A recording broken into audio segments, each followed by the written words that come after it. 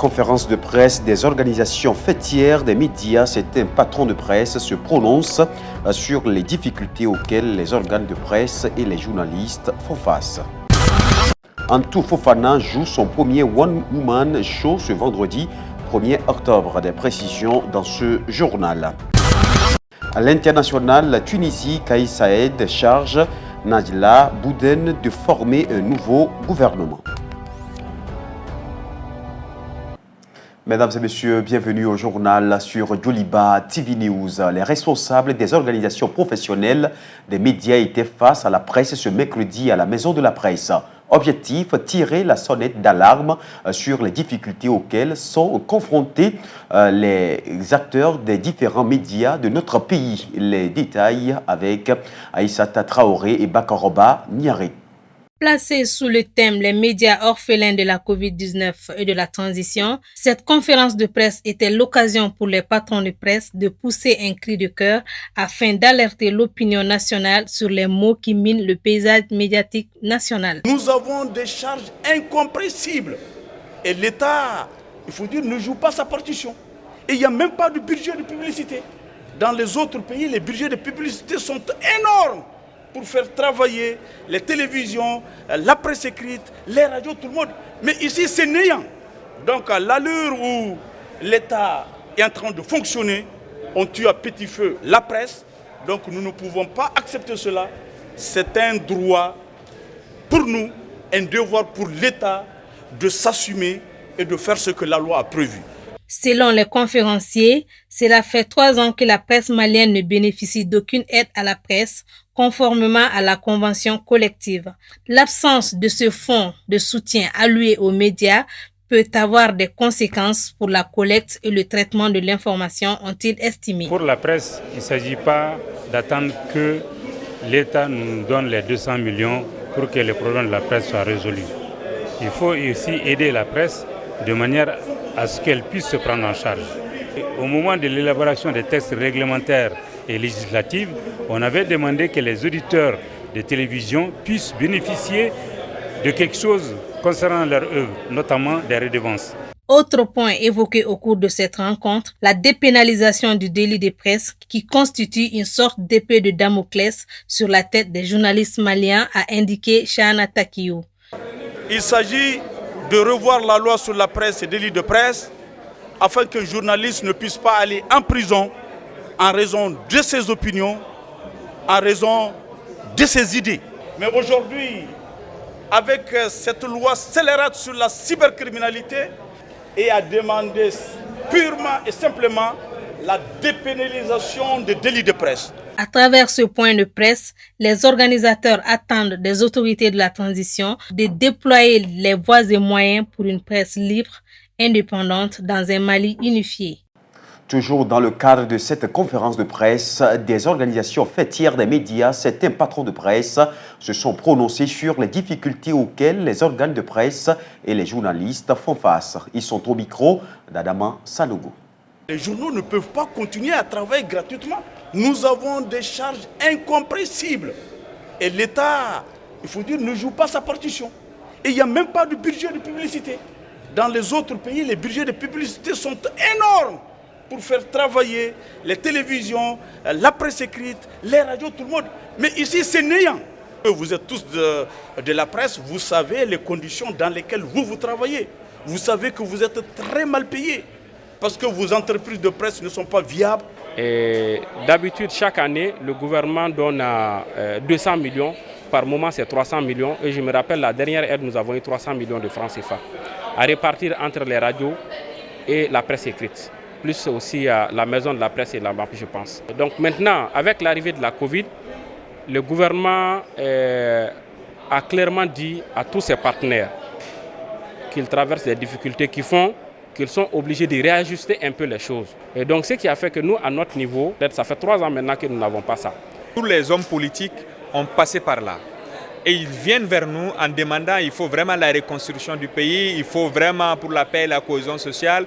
On essaie d'accompagner notre pays. Mais à la limite, la presse est vraiment dans les oubliettes. Et je pense qu'aujourd'hui, la presse a sa part pour la reconstruction de ce pays-là. Les autorités actuelles, surtout les autorités de la transition, doivent savoir cela pour accompagner cette presse-là.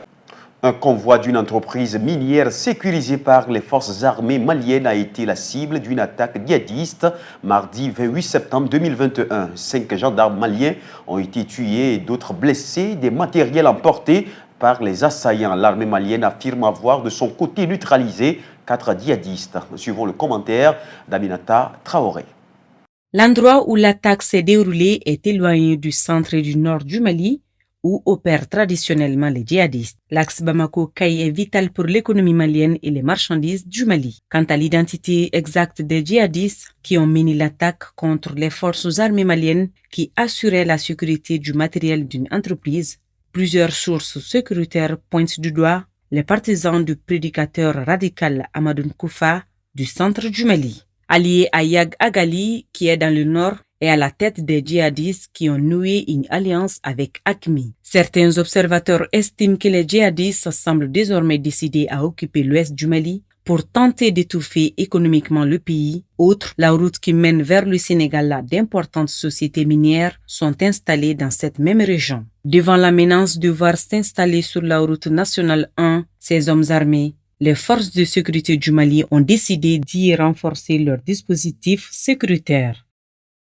De retour des États-Unis et de la France, le Premier ministre Choguel Kokala Maïga a été accueilli triomphalement par la population. Après cet accueil, il a été reçu par le président de la transition, le colonel Assimi Goïta, dans une interview qu'il a accordée à sa sortie d'audience avec le président. Le Premier ministre assume ses propos tenus à l'ONU. Il appelle le peuple à le soutenir dans sa démarche. Suivons ce reportage de Haruna Salia Kone et Moussa Tembini. La nouvelle situation née de la fin de Barkhane, plaçant le Mali devant le fait accompli et l'exposant à une espèce d'abandon en plein vol, nous conduit à... Après sa déclaration fracassante à la tribune des Nations Unies, Choguel Kokala Maïga a regagné Bamako ce mardi.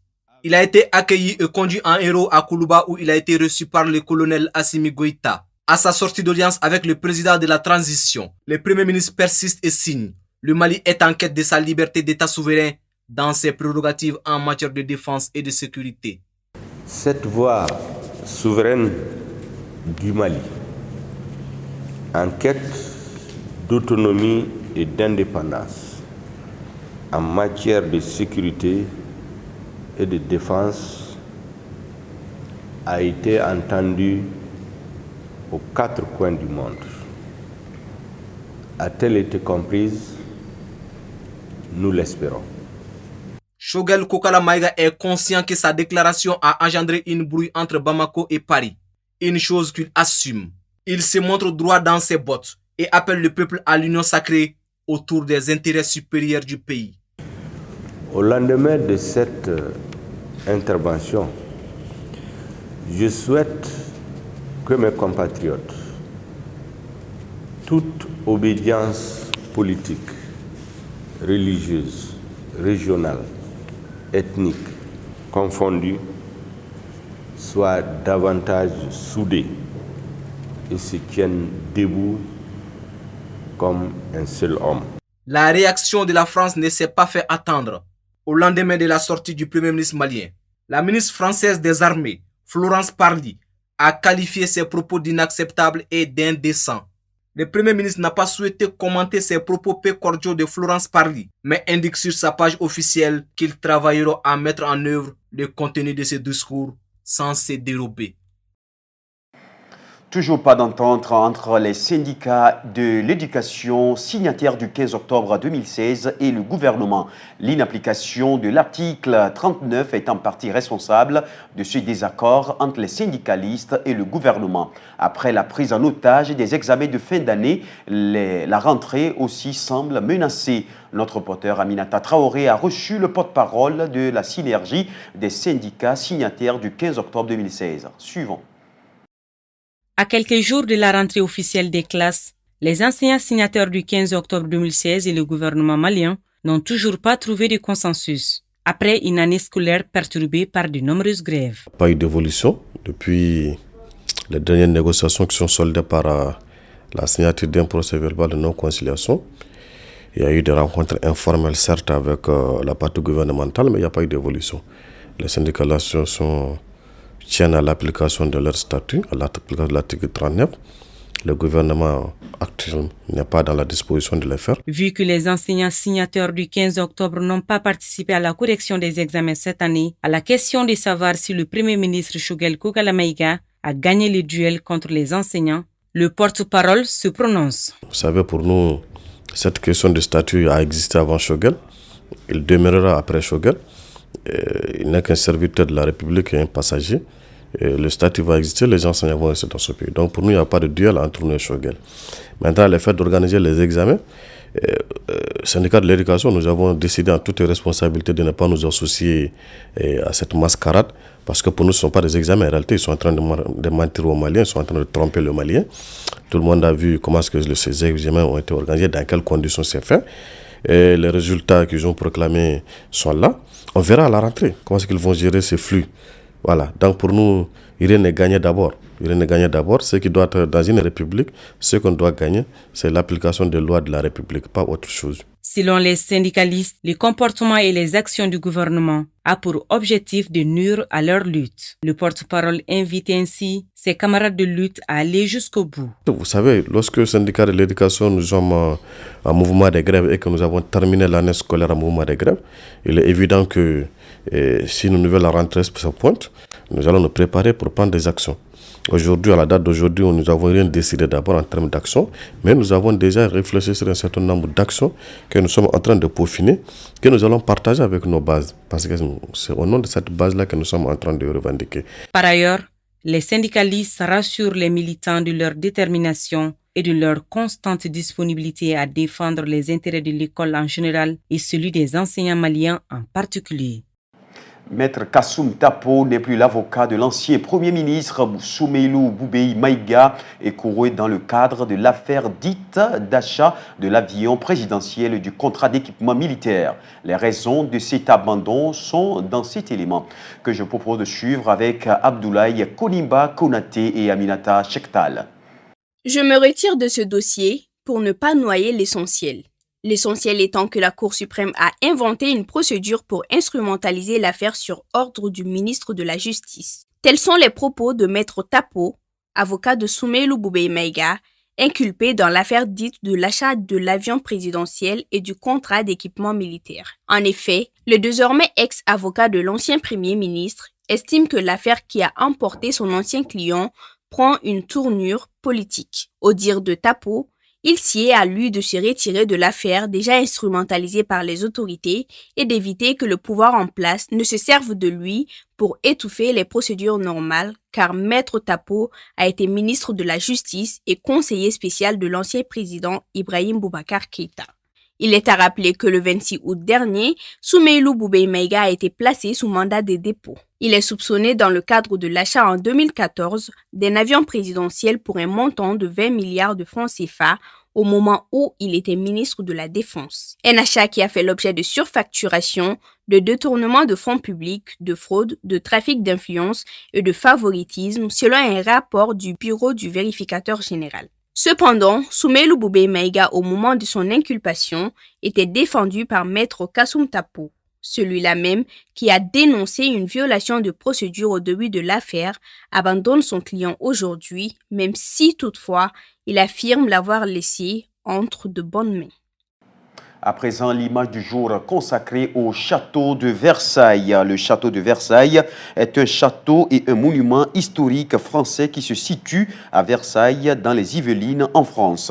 Classé depuis plus de 30 ans au patrimoine mondial de l'humanité, le château de Versailles constitue l'une des plus belles réalisations de l'art français au XVIIe siècle. L'ancien pavillon de chasse de Louis XIII fut transformé et agrandi par son fils Louis XIV qui y installa sa cour et son gouvernement en 1682. Le château fut dès lors sa résidence et celle des rois de France Louis XV et Louis XVI. Le roi et la cour y résidèrent de façon permanente de 1682 à 1789, à l'exception des années de la Régence de 1715 et 1723. Jusqu'à la Révolution française, les rois s'y sont succédés, embellissant le château chacun à leur tour. Situé au sud-ouest de Paris, ce château et son domaine visaient à glorifier la monarchie française. Il compte de nos jours 2300 pièces réparties sur 63 154 mètres carrés. Le parc du château s'étend sur 815 hectares, dont 93 hectares de jardin. Il comprend de nombreux éléments dont le Petit et le Grand Trianon, le hameau de la Reine, le Grand et le Petit Canal, une orangerie et la pièce d'eau des Suisses. En 1789, la Révolution française contraint Louis XVI à quitter Versailles pour Paris. Ainsi, le château ne sera plus jamais une résidence royale et connaît au XIXe siècle une nouvelle destinée. Il témoigne de l'art français au XVIIe et XVIIIe siècle. Pour cela, le château ainsi que le domaine font l'objet de plusieurs protections au titre des monuments historiques. L'ensemble du domaine est inscrit depuis 1979 sur la liste du patrimoine mondial établie par l'UNESCO. Suivons à présent l'actualité internationale avec Fanta Diarra. Le président tunisien Kais Saied a chargé pour la première fois une femme, Najla Bouden, de former un gouvernement en Tunisie 2 mois après le limogeage du précédent cabinet, a annoncé mercredi la présidence. Nous travaillerons ensemble à l'avenir avec une détermination inébranlable pour éliminer la corruption et le chaos dans de nombreuses institutions de l'État. Le travail doit être fait rapidement et l'équipe que vous dirigerez doit être homogène et doit travailler avant tout sur la lutte contre la corruption. Madame Bouden a été chargée de former un gouvernement dans le plus bref délai, a indiqué la présidence dans un communiqué. Née en 1958 et scientifique de formation, Madame Bouden, qui a pratiquement le même âge que le président Kais Saied et est originaire de la ville de Kairouan, est inconnue du grand public. C'est la première fois qu'une femme prend la tête du gouvernement en Tunisie, même si les pouvoirs octroyés à ce rôle ont été considérablement amoindris par les mesures exceptionnelles adoptées par Saïd le 22 septembre qui suspendent l'application de chapitres clés de la Constitution. Désormais, sur la base des mesures exceptionnelles prises le temps de mener une série de réformes politiques. Le chef de l'État détenteur du pouvoir exécutif préside lui-même le Conseil des ministres. Les mesures du 22 septembre prévoient aussi la poursuite du gel du Parlement et que le président légifère par décret. Avant sa nomination surprise, Madame Bouden était directrice générale d'un projet de réforme de l'enseignement supérieur. Auparavant, cette docteure en géologie avait été chargée de mission, puis directrice générale au ministère de l'enseignement supérieur. L'ancien ministre des Affaires étrangères Fumio Kishida, 64 ans, est élu à la tête du parti au pouvoir au Japon et deviendra la semaine prochaine Premier ministre. Ma plus grande qualité est d'écouter vraiment les gens, déclare Kishida dans son discours de victoire. Je suis déterminé à travailler avec tout le monde pour un parti libéral-démocrate ouvert et un avenir brillant pour le Japon.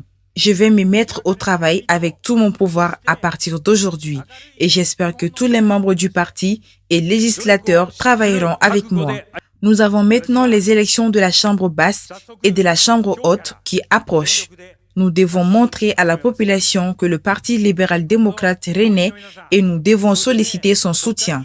M. Kishida, considéré comme un modéré, a battu lors d'un duel final pour la présidence du Parti libéral-démocrate, un adversaire disposant pourtant d'une plus grande notoriété.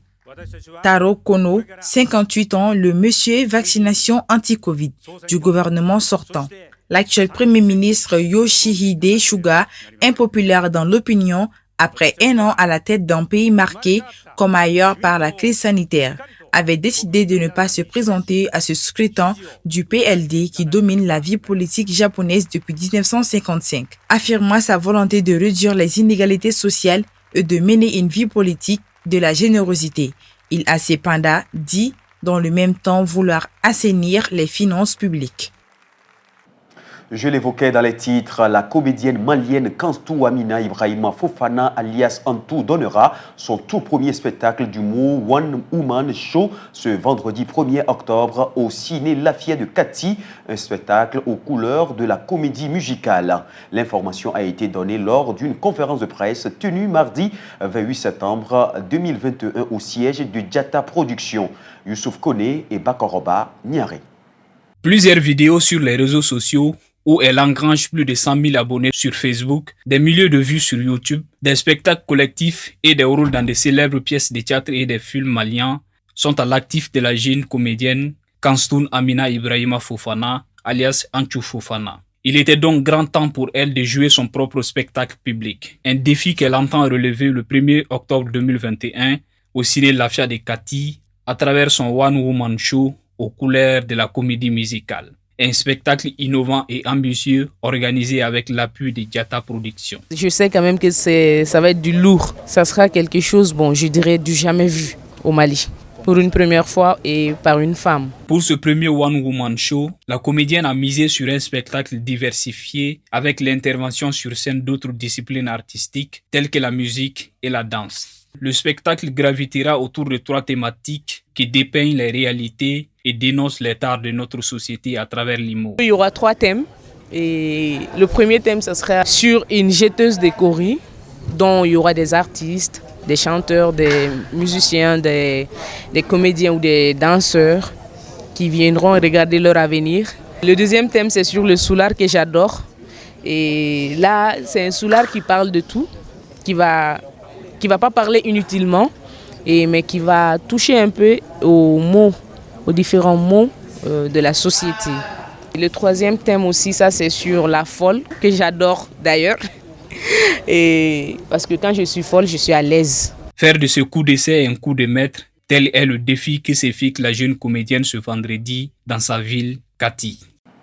Mesdames et messieurs, cette édition s'achève ainsi. Merci à vous de l'avoir suivi. Très bonne suite de nos programmes sur Joliba TV News. Dans un instant, la météo, l'information reste en continu sur Joliba TV News.